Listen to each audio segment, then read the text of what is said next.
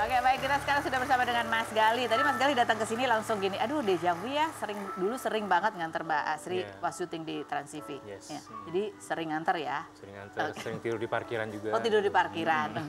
Baiklah, ini ada artikelnya nih kemarin gara-gara podcast sama Melania. Cinta Asri dan Gali jadi sorotan, 17 tahun menikah dan berujung perceraian gitu. Ini kalau kita lihat di momen-momen pada saat perceraian kan kalian sempat preskon berdua ya, pelukan gitu, terlihat kompak ya kan. Sebenarnya ada kesepakatan juga nggak sih di antara kalian bahwa ya udah ya habis ini kita nggak akan ngomong membuka aib atau cerita apapun gitu ke media. Sepakat. Sepakat berdua gitu. Ya, itu sepakat. Nah pada saat kemarin muncul di podcastnya Melanie, Mas Gali ada telepon atau bertanya ke Mbak Asri itu nggak?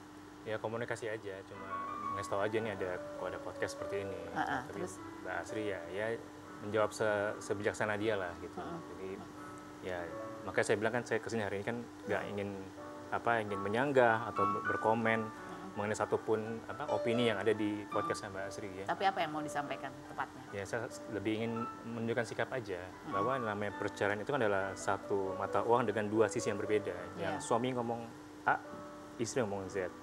Nggak bisa ketemu makanya mereka berdua bercerai. Jadi kalau ditanya-tanya ya pasti akan berbeda terus. Jadi menurut saya ini adalah ranah privacy ya. Dan ini juga bukan untuk dikonsumsi publik karena akan berbeda terus ininya jawabannya. Sempat kesel atau marah gitu nggak sih? Karena kan banyak kemudian menuai hujatan di DM marah sih netizen. Enggak, kaget aja. Dan saya juga berharap nih dengan podcast tersebut ya moga-moga Mbak Asri itu lebih rilis lagi ya. Lebih rilis, lebih happy lagi, lebih rileks lagi dalam menghadapi pekerjaan sehari-hari gitu.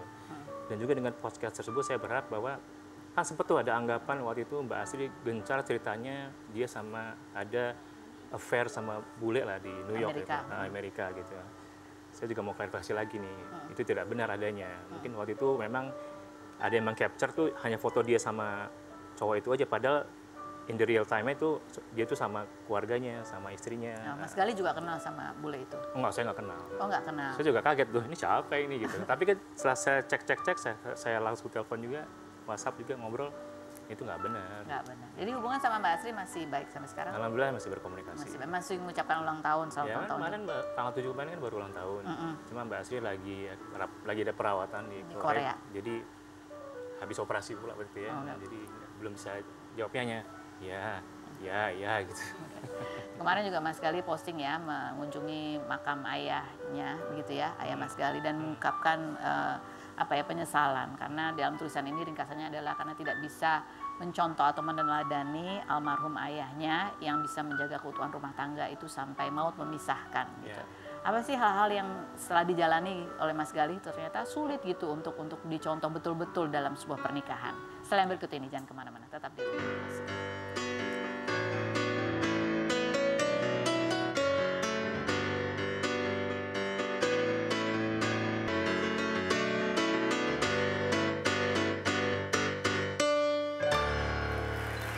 Kita kembali lagi bersama semua bintang tamu kita. Ada Mas Gali nih, kita mau nanya Mas Gali. Ya. Tapi waktu itu komunikasi kan sama Mbak Asri ya? Komunikasi.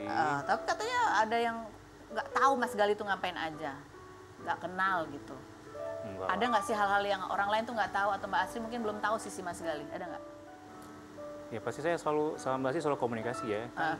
Ya kalau saya mau misalnya Mbak Asri juga syutingnya sampai pagi kan, saya juga make sure saya call dia dulu, masih di tempat syuting. Mungkin orangnya ini kali ya, kadang-kadang namanya komunikasi itu bukan sekedar cuma kata-kata, tapi ada hal-hal yang kita pikir ada yang sudah mengerti, ternyata belum. Ada hal yang memang perlu disampaikan secara gamblang, seperti itu ya. Sama seperti Saka nulis lagu kan, kamu pasti nggak nyangka kan ada cerita-cerita itu di luar yang dia tulis. Ya itulah yang namanya komunikasi, kemampuan bukan cuma berkata-kata juga, tetapi juga kemampuan untuk mendengar satu sama lain. Terima kasih ya sudah hadir hari ini. Selamat menjalankan ibadah puasa. Saka, sukses ya. Sukses. Terima kasih buat Anda semua. Kita ketemu lagi setiap hari di acara Rumah Indo.